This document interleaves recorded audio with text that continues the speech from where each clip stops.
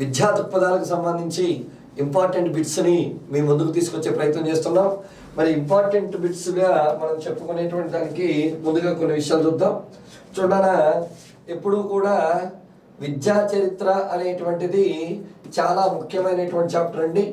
అందులో ముందుగా మనం నాగరికతలు అనేటువంటి వాటిని చూస్తాం. సార్ నాగరికతలు అంటున్నారు ఏంటి? ఓకేనా? అనగా వేద విద్య. ఏ విద్యనా? వేద విద్య గురించి మనం మాట్లాడబోతున్నాం. అయితే ముందుగానే చెప్తున్నాను, మనం పర్స్పెక్టివ్స్ అనేటువంటి దాన్ని ఎంత బాగా చదువుతామో అంత బాగా మార్కులు అనేటువంటి వస్తాయి. లాస్ట్ టైం ఉద్యోగాలు ఎవరైతే మిస్ అయ్యారో వాళ్ళందరూ కూడా చెప్తుంది ఒకటే, తప్పనిసరిగా విద్యా దృక్పథాల మీద పట్టుండాలి. ఇలా ప్రతి టాపిక్కి సంబంధించిన ఇంపార్టెంట్ క్వశ్చన్స్ అన్నింటినీ ఎవ్రీడే మీకు అందిస్తూ ఉంటాం. ముందుగా ఇవాళ మన టాపిక్లోకి వెళ్దాం. ఓకేనా? గుడ్. ఏంటి మాస్టారు మరి మనకు సంబంధించినటువంటి విషయం చూద్దాం. చూడనా, భారతీయ విద్యా చరిత్రను ప్రధానంగా ఎన్ని భాగాలుగా విభజించారు? 1, 2, 3, 4. అయితే ఇక్కడ సార్ ఇలాంటి ఫోలిష్నెస్ బిట్ అడుగుతాడా? మీకు కాన్సెప్ట్ గురించి పూర్తి స్థాయి అవగాహన కల్పించడానికి మాత్రమే దీన్ని మనం చేయడం జరిగింది. ఎందుకు? అసలు మనము బౌండరీస్ ఏర్పరచుకోవాలి. ఫస్ట్ అకాడమీ బుక్లో ఉన్న వాటిని లైన్ టు లైన్ తీసుకురావడం జరిగింది. సార్ అసలు మరి దీనికి సంబంధించి మనం ఏం చెప్పుకోవచ్చు చెప్పుకుందాం. చూడనా, అసలు భారతీయ విద్యా చరిత్ర అనేటువంటి దాన్ని మనం తీసుకుంటున్నాం. మరి భారతీయ విద్యా చరిత్రని ఎన్ని భాగాలుగా చేయొచ్చు? 4 భాగాల కింద చేయొచ్చు. ఏంటి సార్ ఆ 4 భాగాలు అని మీరు అడగచ్చు. ఓకేనా? మరి ఆ 4 భాగాల్లో మొట్టమొదటిది ప్రాచీన యుగంలో విద్య. మోస్ట్ ఇంపార్టెంట్ గుర్తుంచుకోండి.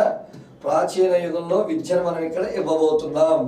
సార్ ప్రాచీన యుగంలో విద్య అంటున్నారు ఏంటి? ఎస్ చూద్దాం. ముందు ఎన్ని భాగాలు అన్నాడు? 4 భాగాలు చూద్దాం.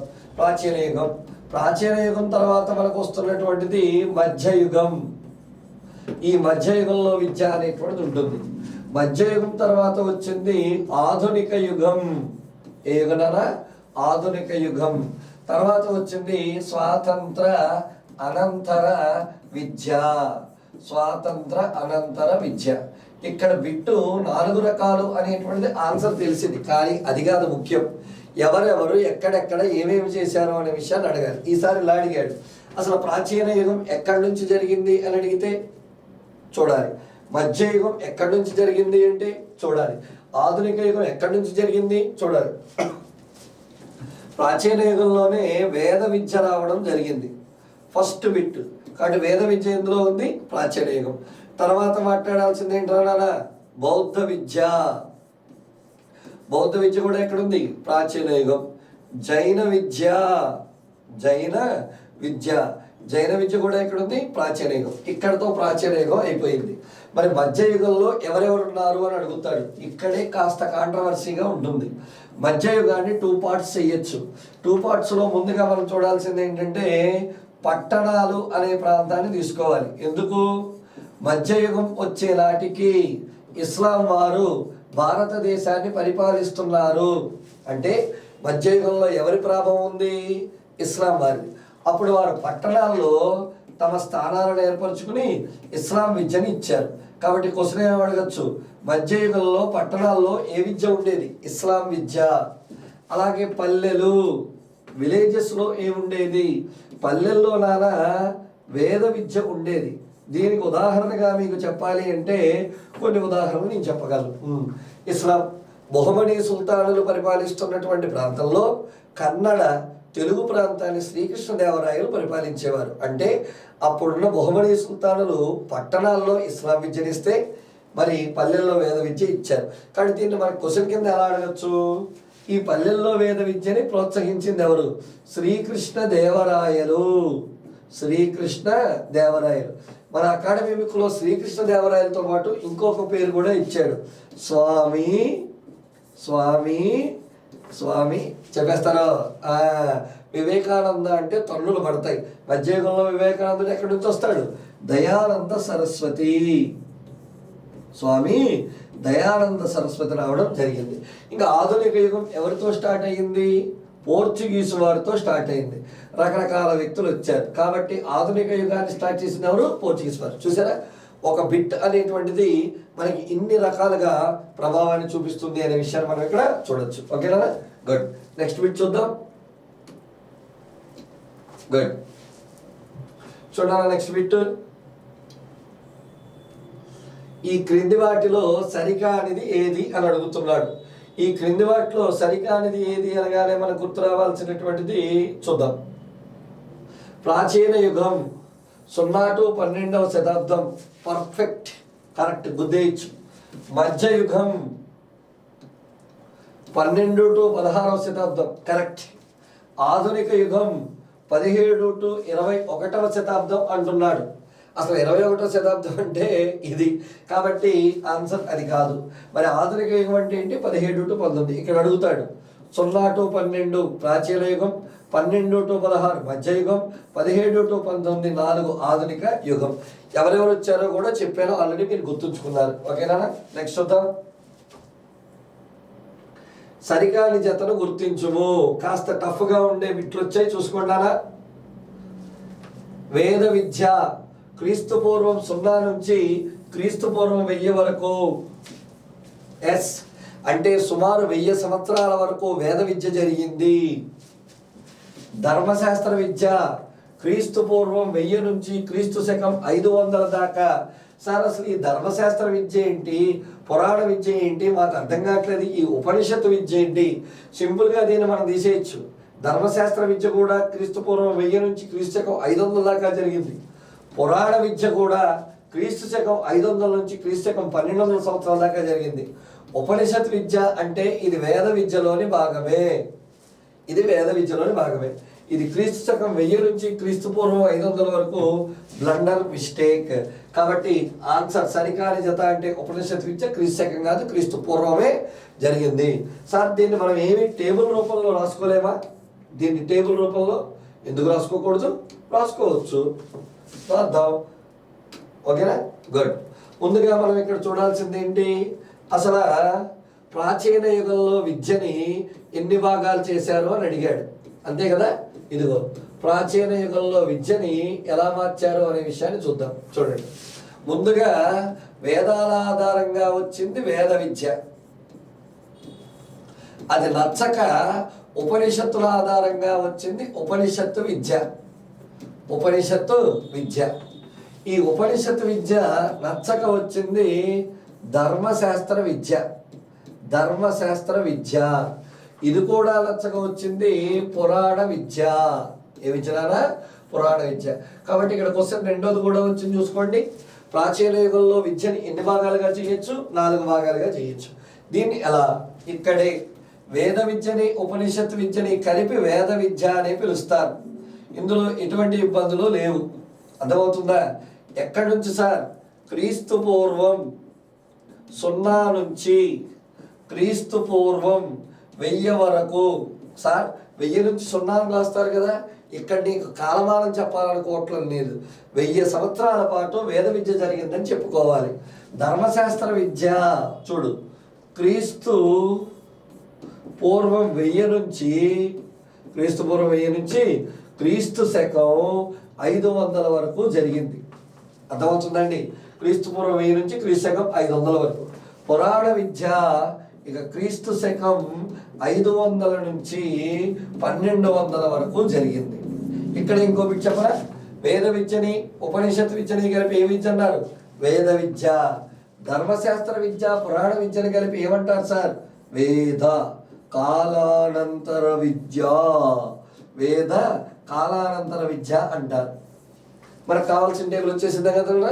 అంటే లైన్ టు లైన్ చదివితే ఒక్క బిట్ కూడా మనం మిస్ చేయడానికి ఉండదు. మరి నెక్స్ట్ బిట్ని చూసే ప్రయత్నం చేద్దామా? Very good. చూడండి నెక్స్ట్ ఏం అడుగుతున్నాడు. మరి నెక్స్ట్ మనం చూడబోతున్నటువంటి బిట్ నానా, వేద విద్యని ఉపనిషత్తు విద్యని కలిపి పిలిచే పేరు. వేద విద్యని ఉపనిషత్తు విద్యని ఇప్పుడే చెప్పారు.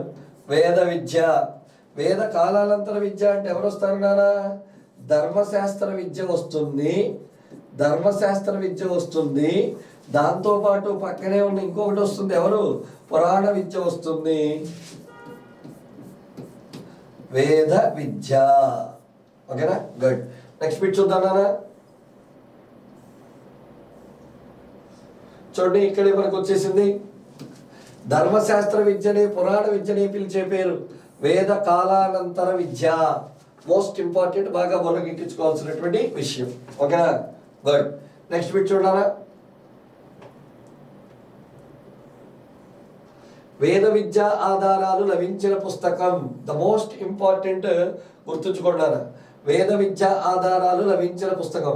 ఆధారాలు ఋగ్వేదమా, అథర్వణ వేదమా, యజుర్వేదమా, సామవేదమా? ఋగ్వేదం. సార్ దీన్ని మనము ఎక్స్ప్లెనేషన్ బిట్ కింద ఎలా మార్చుకోవచ్చు మాట్లాడుకునే ప్రయత్నం చేద్దాం. చూడాలా, అసలు వేద విద్యకు ఆధారాలు లభించడం ఏంటి, వేద విద్యకు సంబంధించిన విషయాలు ఏముంటాయి అనే విషయాన్ని ఇప్పుడు మీకు చెప్పబోతున్నాను. జాగ్రత్తగా చూడండి బంగారాలు. సాధారణంగా వేద విద్యకు సంబంధించిన ఆధారాలు అంటే చరిత్రకు సంబంధించిన పుస్తకాలు ఉండాలి. కానీ వేద విద్య ఎలా ఉండాలి అనేది ఋగ్వేదం నిర్వచించింది. కాబట్టి వేద విద్యకు సంబంధించిన ఆధారాలు ఎక్కడ లభించాయి మనకి? ఋగ్వేదం. అయితే కాస్త జాగ్రత్తగా బుర్ర పెట్టి ఆలోచిస్తే వేద విద్యకి ఇక్కడ లభించాయి సరే, బౌద్ధ విద్యకి ఎక్కడ లభించాయి అంటే కంటిన్యూషన్ బిట్ అనమాట. బౌద్ధ విద్యకు ఆధారాలు త్రిపీఠికలలో లభించాయి. ఏ పీఠికలు? త్రిపీఠికల్లో లభించాయి. ఎందుకు? గౌతమ బుద్ధుని యొక్క బౌద్ధ విద్య అనేటువంటిది 200% దీనికి సంబంధించిందే. ఇంకాస్త ముందుకెళ్దాం. ఇస్లాం విద్యకి ప్యూర్గా అది మత విద్య కాబట్టి ఖురాన్లో ఇస్లాం విద్య ఆధారాలు లభించాయి. అంటే ఒక బిట్టు పట్టుకున్నాము అంటే ఆ బిట్టు మిగతా వాటిలో ఎలా ఉంటుందో కూడా మనం చూడగలగాలి. చూడాలి. ఇప్పుడు చెప్పండి, వేద విద్య ఆధారాలు లభించిన పుస్తకం అంటే ఏం చెప్పచ్చు?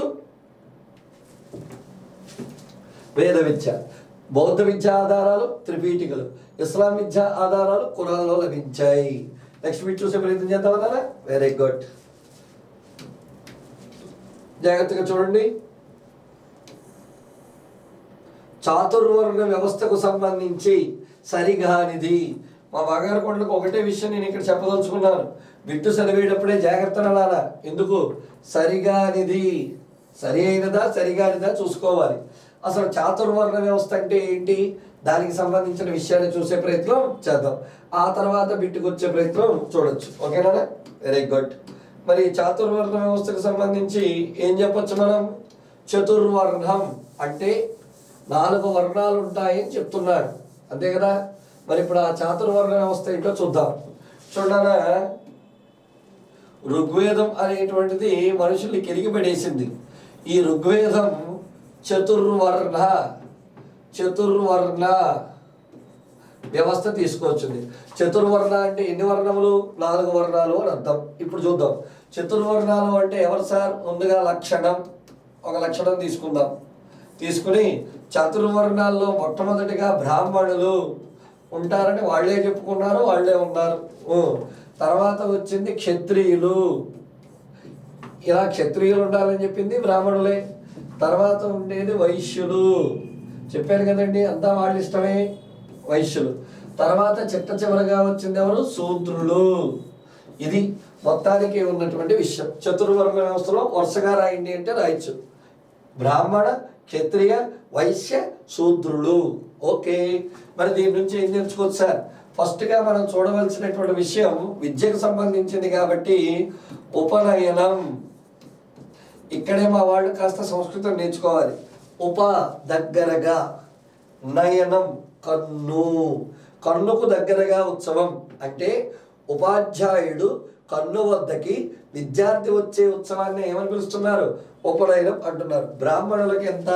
8, క్షత్రియులకి ఎంత? 10, వైశ్యులకి ఎంత? 12, శూద్రులకి ఏమిటి? లేదు. క్వశ్చన్ నెంబర్ 1, ఉపనయనం లేని వారు శూద్రులు. ఉపనయనాన్ని 8 సంవత్సరాలకి బ్రాహ్మణులు, 10 క్షత్రియులు, 12 వైశ్యులు. ఉపనయనం అయ్యింది, ఎక్కడికి వెళ్ళాలి? స్కూల్కి. అంటే గురుకుల ప్రవేశం. గురువు గారు పిల్లవాడిని గురుకులానికి ఎవరిని ప్రవేశింపజేశాడు? ఇక్కడ మనకు అర్థమవ్వాల్సింది, బ్రాహ్మణులు 8 సంవత్సరాలకు వెళ్ళారు, క్షత్రియులు 10 సంవత్సరాలకు వెళ్ళారు. ఇక్కడేనండి ప్రతిసారి ఇక్కడే రిస్క్. ఏంటి? వీళ్ళు ఎందుకు వెళ్తారు, వీళ్ళు 10కి వస్తారు, ఎందుకు మమ్మల్ని తొక్కేశారని వీళ్ళు. అసలు విషయం వదిలేయండి. ఈ వైశ్యులకి శూద్రులకి గురుకుల ప్రవేశం లేదు. ట్విస్ట్ అదర్స్ బొమ్మ బ్లాక్ బస్టర్ అన్నట్టు అయిపోద్ది ఇప్పుడు. ఎందుకు ఇక్కడ చూడండి, గురుకుల ప్రవేశం 8, క్షత్రియులు 10కి వెళ్ళారు, వైశ్యులకు లేదు. అప్పుడు నీకు డౌట్ ఏంటి సార్, వీడికి గురుకుల ప్రవేశం లేనప్పుడు 12 సంవత్సరాలకి ఉపనయనం ఎందుకు చేశారు? మంచి మాట అడిగారు. ఎందుకు చేశారు అంటే చెప్తాను వినండి. నేను ఒక వైశ్యుడిని, మా నాన్నగారిది బియ్యం వ్యాపారం. 12 సంవత్సరాలు రాగానే మరి నరేశా, బియ్యం వ్యాపారం నేర్చుకోవాలి నువ్వు, నా దగ్గరికి వచ్చేయి అని నా తండ్రే నా గురువుగా ఉండి 12 సంవత్సరాల నుండి నాకు విద్యను నేర్పుతూ ఉంటాడు, అంటే వ్యాపారం నేర్పుతూ ఉంటాడు. అది కూడా విద్యే కదా. అందుకు ఇక సూత్రులకి శ్రమ మాత్రమే పని కాబట్టి ఆ శ్రమతోనే పోయేవారు. ఇప్పుడు చెప్పండి, ఉపనయనం ఉండి గురుకుల ప్రవేశం లేనివారు వైశ్యులు, ఉపనయనం కానీ గురుకుల ప్రవేశం కానీ రెండూ లేనిది ఎవరు సార్? శూద్రులు. Very good. మరి వీళ్ళకి బాగానే ఉంది. వీళ్ళు నేర్చుకునే విద్యలు గురువు వద్ద కానీ తల్లిదండ్రుల వద్ద కానీ వీళ్ళు ఏం విద్యలు నేర్చుకుంటారు? బ్రాహ్మణులు వేదాలని కాచి వడపోసేవారు, ఉపనిషత్తుల్ని చిత్తుగా చదివేవారు. ఎస్. క్షత్రియులు ఏం చేసేవారు? రథ, గజ, తురగ అనే యుద్ధ విద్యలు నేర్చుకునేవారు. రథ, గజ, తురగ యుద్ధ విద్యలు. ఈ రథేటి, గజేటి, తురగేటి? రథం మీద యుద్ధం చేయడం, గజ అనగా ఏనుగుల మీద చేయడం, తురగ జనాలందరూ కలిసి జుమ్ములు ఓహో ఓహో ఓహో అనుకుంటూ వెళ్ళేవారు కదా. ఒక్కొక్కడిని కాల్చే కార్ 100 మందిని రమ్మనగానే 100 మంది జుయ్య వచ్చేవారు కదా. అది విషయం, యుద్ధ విద్యలు. ఇవి కాకుండా ధర్మశాస్త్రం చదివేవారు, అధర్మంగా ఎలా పాలించాలో నేర్చుకోవడానికి. న్యాయశాస్త్రం నేర్చుకునేవారు, అందరికీ ఎలా న్యాయం చేయకూడదో తెలుసుకోవడానికి. ఇన్ని నేర్చుకునేవారు ఎవరు? క్షత్రియులు. వైశ్యులు ఏం నేర్చుకునేవారు సార్? భాష నేర్చుకునేవారు. ఎందుకు? వ్యాపారం చేయడానికి వెళ్ళాలి. మరి వ్యాపారం చేయడానికి వెళ్ళినప్పుడు భాష రావాలి కదా, భాష నేర్చుకునేవారు. ఖగోళం నేర్చుకునేవారు. ఖగోళం ఎందుకు? వ్యాపారానికి రకరకాల ప్రాంతాలకి వెళ్ళాల్సి వచ్చేది, మరి రూట్ మ్యాప్ తెలియాలి కదా, రూట్ మ్యాప్. అన్నిటికంటే ముఖ్యం గణితం. ఎందుకు? చేసేది వ్యాపారం, ఇక్కడ లెక్కలు కావాలి కదా, అందుకు లెక్కలన్నీ నేర్చుకునేవారు. శూద్రులు వీరు తల్లిదండ్రుల నుంచే నేర్చుకునేవారు. కాకపోతే ఇంద్రజాలీయం, మ్యాజిక్ నేర్చుకునేవారు. అలాగే నాట్యాన్ని కూడా నేర్చుకునేవారు. ఇప్పుడు చెప్పండి రా అబ్బాయిలు అమ్మాయిలు, తల్లిదండ్రుల నుంచి నేర్చుకునేవారు వైశ్యులు, శూద్రులు. ఉపాధ్యాయుల నుంచి నేర్చుకునేవారు బ్రాహ్మణులు, క్షత్రియులు. విద్యలు ఇవి. విద్య నేర్చుకుని ఖాళీగా ఉంటారా? అప్పట్లో అలాంటిది ఏం లేదు. వృత్తి ఏంటి అని అడిగేవాడు. బ్రాహ్మణులు మంత్రాలు, చక్కగా మంత్రాలు చదువుతూ, పూజలు చేస్తూ, పురస్కారాలు చేస్తూ, ఉపాధ్యాయ వృత్తి చేస్తూ బతికేవారు.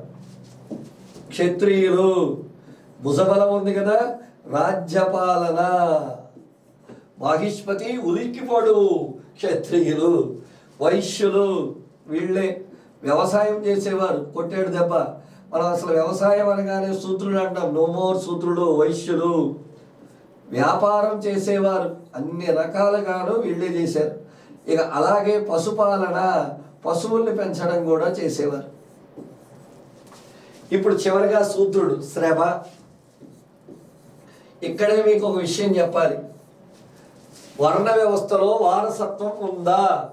చతుర్వర్ణ వ్యవస్థలో వారసత్వం ఉందా? లేదు. వినబడుతుందా అన్నారా? వారసత్వం లేదు సార్. మరి దీన్ని మనం ఎలా క్వశ్చన్ కింద చూసుకోవచ్చు? చూడు, నరేష్ ఒక బ్రాహ్మణుడి కొడుకు. లెక్క ప్రకారం వీడు వేదాల ఉపనిషత్తులు నేర్చుకోవాలి, కానీ రాలా. వీడిని మంత్రం చదవరా అంటే పొద్దున మొదలెట్టాడు, మంత్రోచ్చారం రాదు. క్షత్రియులుగా యుద్ధ విద్యలు వచ్చాయంటే ఫ్యామిలీ ప్యాక్ పెంచుతున్నాడు తప్ప వీడిదేం చెప్పట్లేదు. లేదు, వ్యాపారం చేసే తెలివితేటలు లేవు, వచ్చిన వాళ్ళందరికీ పంచిపెట్టేస్తున్నాడు.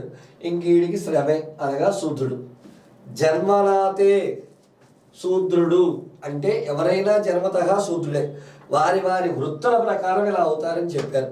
కాలక్రమంలో ఇది 2, 3 అయింది, 3, 4 అయింది, మొత్తం అంతా కూడా ఇబ్బంది పడ్డారు. ఈ రకంగా మనం మాట్లాడుకునే విషయం చేయొచ్చు. ఇది విషయం. ఇప్పుడు మనకు అసలు బిట్టులో ఏమైనా అవకాశం ఉందో లేదో చూద్దాం. చాతుర్వర్ణ వ్యవస్థకు సంబంధించి సరిగానిది ఋగ్వేదం ఏర్పాటు చేసింది. Yes 200% correct. దీనిలో అగ్రవర్ణంగా బ్రాహ్మణులను మరియు అల్పవర్ణంగా శూద్రులను అభివర్ణించారు. ఇక్కడే మీరు ఒక విషయం గమనించాలి. అభివర్ణించారు అంటే ఎవరు? అప్పుడు ఉన్నటువంటి పరిస్థితుల ప్రకారం అలా అభివర్ణించారు. గుడ్. వర్ణము అనగా రంగు. నో. మరి ఇప్పుడు మా వాళ్ళకి తెలుసు, వర్ణము అనగా రంగు కాదు నాన్న, వర్ణము అనగా ఏమని చెప్పాలి? వృత్తి. వ్యవసాయం చేసేవారు వైశ్యులు. ఓకేనా? కావాల్సిన బిట్స్ అన్ని వచ్చేసినాయి. ఉపనయనం ప్రకారం సరికాని జత. మరి నెక్స్ట్ మనం చూడాల్సినటువంటి దానికి చూద్దాం. చూడరా, బ్రాహ్మణులు 8 సంవత్సరాలకి చేసుకుంటారు, క్షత్రియులు 10 సంవత్సరాలకు చేసుకుంటారు, వైశ్యులు 12 సంవత్సరాలకు చేసుకుంటారు, శూద్రులకు లేదు. శూద్రులకు లేదు. మరి నాకు ఇక్కడ డౌట్ వచ్చింది, అడగడా వద్దా? మీరేం చెప్తారు? మీ సొమ్మేమైంది అడగండి అంటారు కదా. ఏంటి సార్ అది? చెప్తున్నాను, జాగ్రత్తగా వినండి. అసలు ఉపనయనం అనేది స్త్రీలకు ఉందా? స్త్రీలకి ఏ దశలోనూ కూడా ఉపనయనం లేకుండా చేసేశారు. స్త్రీలకి ఉపనయనం లేదు, గుర్తుంచుకోండి. ఇక నెక్స్ట్, ఉపనయనం గురించి సంబంధించి సరికాని వ్యాఖ్య. ఉపనయనం అనగా దగ్గరగా వెళ్ళడం. ఓకేనా? 100% కాదు. ఉపనయనం శూద్రులకు ఉండదు, కరెక్ట్. ఉపనయనం కొంతమంది స్త్రీలకు ఉండేది కాదు, అబ్సల్యూట్లీ. ఎటువంటి పరిస్థితుల్లో కూడా స్త్రీలకు ఉండేది కాదు అనే విషయాన్ని మనం ఇక్కడ చెప్పుకున్నాం. ఉపనయనం కనీస వయసు 8 సంవత్సరాలు. ఎవరికని చెప్పుకున్నాం? బ్రాహ్మణులకి 8, వైశ్యులకి 12, క్షత్రియులకి 10 అని చెప్పుకున్నాం కదా, చెప్పుకున్నాం. నెక్స్ట్ బిట్ చూడండి. బ్రాహ్మణులకు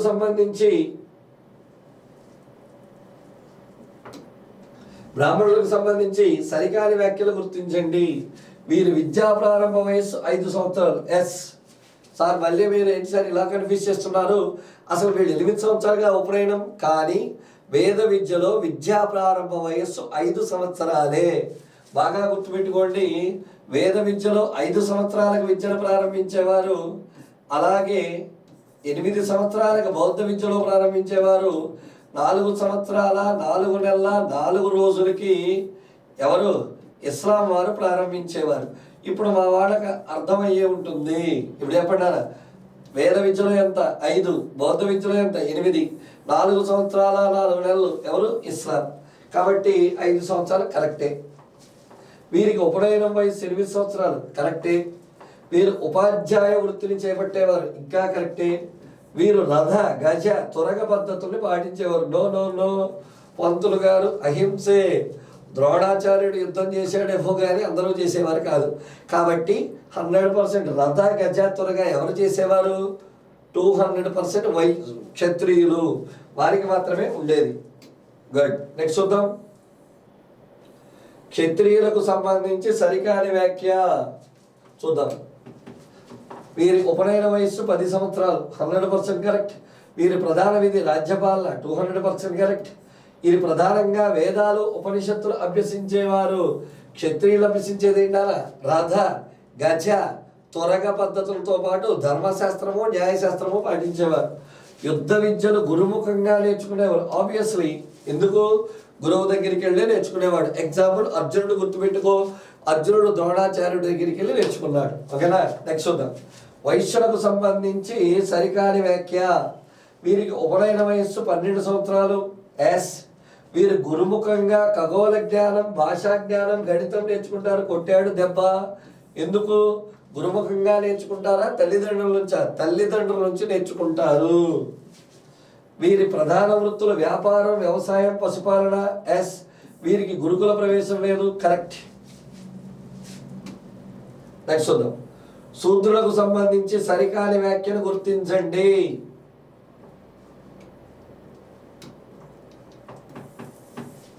వీరికి గురుకుల ప్రవేశం లేదు. ఎస్. వీరికి ఉపనయనం లేదు. Double S.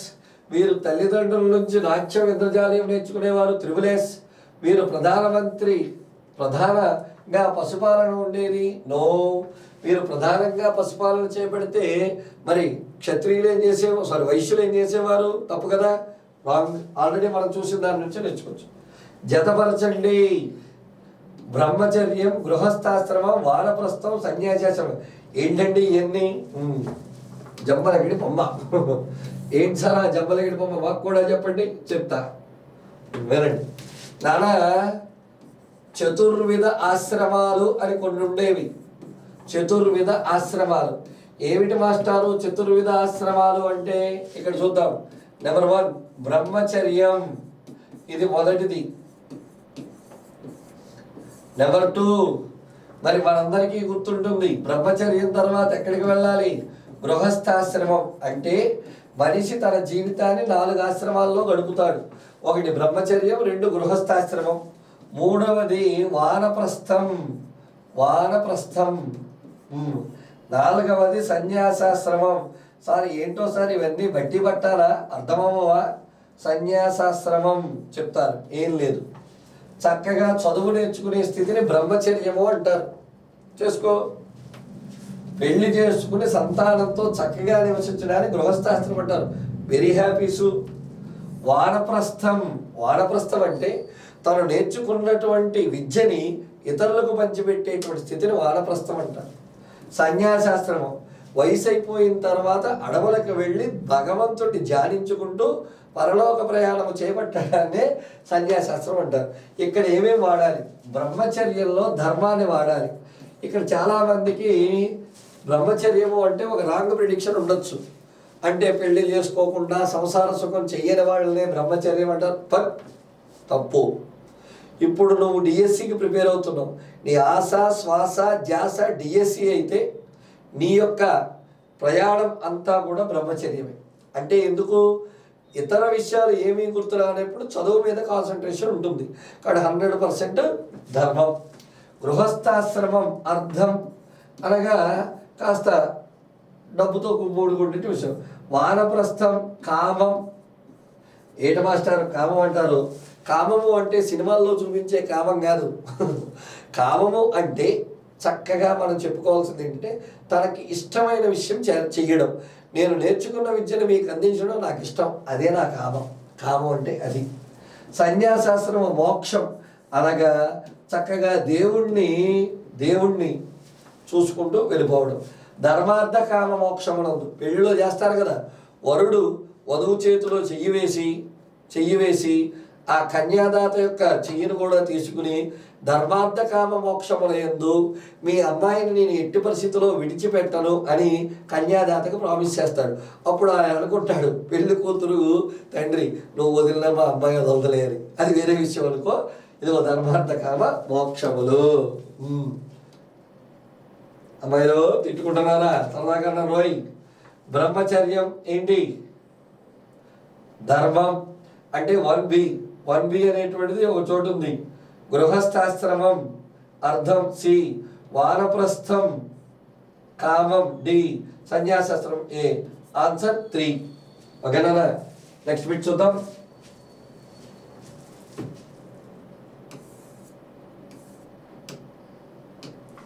గుడ్.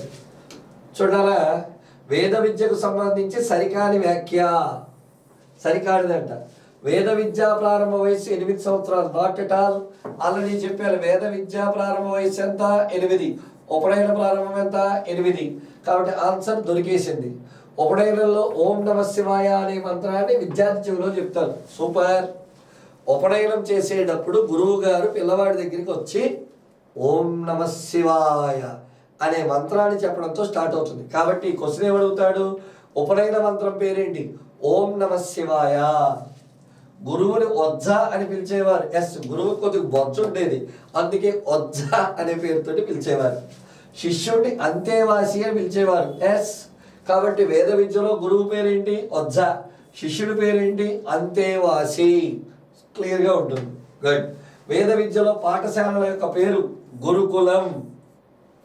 ఆరామాలు అనేటువంటివి బౌద్ధ విద్యకు చెందినవి. విహారాలు కూడా బౌద్ధ విద్యకు చెందినవే. స్తూపాలు కూడా బౌద్ధ విద్యదే. గురుకులం. కాబట్టి వేద విద్యలో పాఠశాల పేరేంటారా? గురుకులం అనే పేరుతో పిలిచేవారు.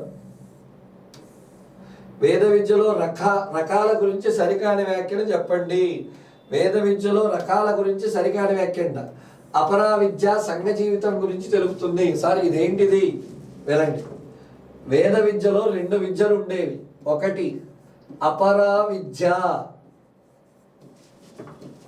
రెండోది పరా విద్య. ఓహో, ఏంటి మాస్టారు ఇవి? అపరా విద్య అంటే సమాజంలో ఎలా ఉండాలో నేర్చుకుంటాడు. పరా విద్య అంటే పరలోకాలకు వెళ్ళి మోక్షాన్ని సంపాదించుకోవడం నేర్చుకుంటాడు. అర్థమైందా నాన్న? అపరా విద్య దేని గురించి? సమాజం. పరా విద్య పరలోకములు, పైనున్న లోకములు, అక్కడ గురించి నేర్చుకుంటాడు. చూడు, అపరా విద్య సంఘ జీవితం గురించి తెలుపును, పరా విద్య మోక్ష మార్గం గురించి చెప్పును. చతుర్విధ ఆశ్రమాల్లో మొదటి 2 ఆశ్రమాలకి పరా విద్య ఉపయోగపడును. ఇదే కదా సరికాని వ్యాఖ్య. అపరా విద్య ఎక్కడెక్కడ ఉపయోగపడుతుంది? బ్రహ్మచర్యం. బ్రహ్మచర్యం అంతా సమాజంలోనే కదా. గృహస్థాశ్రమం చచ్చినట్టు సమాజంలో ఉండాల్సిందే. పిల్లని, కొడుకుని, కూతుర్ని మరి బయటికి తీసుకెళ్ళాలి. గృహస్థాశ్రమం. అలాగే వానప్రస్థం కూడా ఇందులోనే ఉంటుంది. ఎందుకు? వానప్రస్థం అనేటువంటిది తన శిష్యులకు బోధించేది, సమాజంలో గురించే బోధించాలి. ఇక చివరగా సన్యాసాశ్రమం. సన్యాసాశ్రమం ఇది మాత్రమే పరావిద్య, ఇది కాదు. చూడు, చతుర్విధ ఆశ్రమాల్లో మొదటి 2 ఆశ్రమాలకు పరావిద్య ఉపయోగపడుతుంది. ఈ రెండింటికి ఏం కావాలి? ఇది. సన్యాసాశ్రమంలో మోక్షం గురించి జీవుడు ఆరాటపడతాడు. ఎస్, కాబట్టి ఆన్సర్ మనకి వచ్చేసింది. ఓకేనా? Very good. సార్, వేద విద్యలో బోధనా భాష ఏది? వేద విద్యలో బోధనా భాష ఇంకా డైరెక్ట్గా ఉంది కదా, సంస్కృతం. హిందీ ఎందులో ఉంది? హిందీ ప్రస్తుత జాతీయ భాష. మరి హిందీని జాతీయ భాషగా గుర్తించే ఆర్టికల్ ఏది? 351. మాతృభాష, వాడుక భాష. నెక్స్ట్, వేద విద్య యొక్క ప్రధాన లక్ష్యం మోక్ష సాధన, అంటే దేవుడి గురించి తెలుసుకోవడమే. వృత్తి విద్యలు అనేటువంటివి బౌద్ధ విద్య యొక్క ప్రధానమైనటువంటి లక్ష్యం. మత మార్పిడి ఇస్లాం యొక్క లక్ష్యం. పైవన్నీ ఎలా కాదు. ఓకేనా? నెక్స్ట్ చూద్దాం. వేద విద్యలో బోధనా పద్ధతులు. వేద విద్యలో బోధనా పద్ధతులు అంటాడేంటి? శ్రవణం, మననం, నిధిధ్యాసనం. పైవన్నీ ఆన్సర్ 4. సార్, అసలు వేద విద్యలో 3 బోధనా పద్ధతుల గురించి చెప్పండి. శ్రవణం, మనం గట్టిగా అంటుంటే వింటూ ఉంటారు పిల్లలు, దాన్నే శ్రవణం అంటారు. మననం, 2 పిల్లలు చర్చించుకోవడాన్ని మననం అంటారు. చూడండి, పైకి చెప్పడం, పిల్లవాడు వినడం శ్రవణం. పైకి చెప్పడం, పిల్లవాడు వినడం శ్రవణం. పిల్లలు చర్చించుకోవడం మననం. నిధిధ్యాసనం, ఉదయాన్నే లెగిచి ఇలా గుర్తు తెచ్చుకొని బౌద్ధ విద్యా ప్రారంభ వయసు 5 సంవత్సరాలు, ఉపనయన వయసు 8 సంవత్సరాలు తనకు తాను ధ్యానంలో గుర్తు తెచ్చుకోవడం ఉంటుంది. ఈ మూడింటిని కూడా వేద విద్యలో బోధనా పద్ధతులుగా చెప్తారు. ఆన్సర్ పైవన్నీ. నెక్స్ట్ 21 చూడండి. వేద విద్య యొక్క బోధనా పద్ధతులకు సంబంధించి సరికాని వ్యాఖ్యని చెప్పండి. శ్రవణం అనగా గురువు చెప్పిన విషయాన్ని వినడం. మననం అనగా గురువు చెప్పిన విషయాన్ని గట్టిగా పైకి అనడం. మరి మీకు ఆల్రెడీ చెప్పారు, మననం అంటే ఏంటి? 2 విద్యార్థులు చర్చించుకోవడం. నిధిధ్యాసనం అనగా ధ్యానంలో గురువుని చెప్పిన విషయాన్ని పునశ్చరణ చేసుకోవడం. వేద విద్యలో అత్యున్నత బోధనా ప్రక్రియ నిధిధ్యాసనం. ఈ చూస్తున్న మా బంగారు కొండలకు కూడా నేను చెప్పేది 100% నిధిధ్యాసనమే ఉండాలి. ఓకేనా? గుడ్. చూసారండి, ఒక్క వేద విద్య గురించి మొదలు పెడితే మనకి ఎన్ని బిట్లు వస్తున్నాయో. కాబట్టి ఈ రకంగా మనకి ఎయిమ్స్ స్టడీ సర్కిల్లో ప్రతి విషయాన్ని